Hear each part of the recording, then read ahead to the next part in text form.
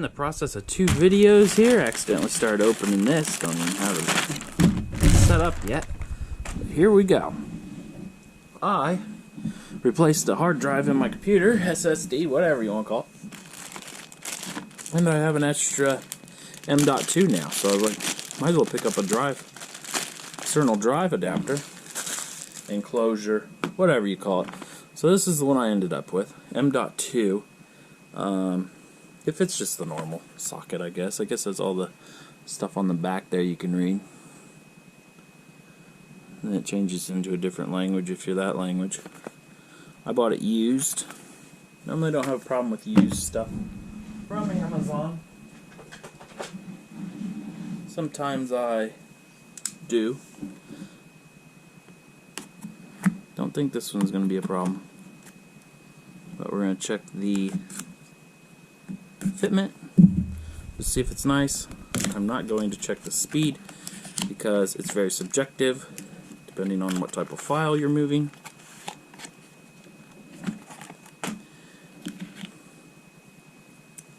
Very nice that it comes with a USB to USB-C adapter, so you can plug it into your phone if you even wanted to. That's it in the packaging. It's kind of heavier than what I thought it would be. There's a screw missing. That's always nice. Nice to have a screw missing.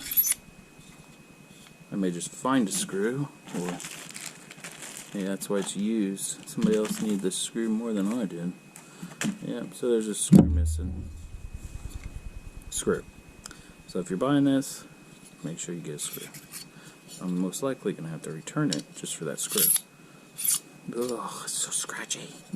Scratchy sound I don't like. So, that screw, thinking it kind of clips in there. This is very simple. Very simple review. So I'm going to go ahead and get the extra hard drive I got, or M.2, whatever you want to call it.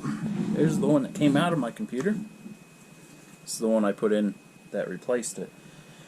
If you guys want to see how this one did, I got a video somewhere. So,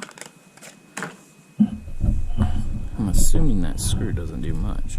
So, it says it does this style, but does not look like it. It will not fit in there, yet it says it does it.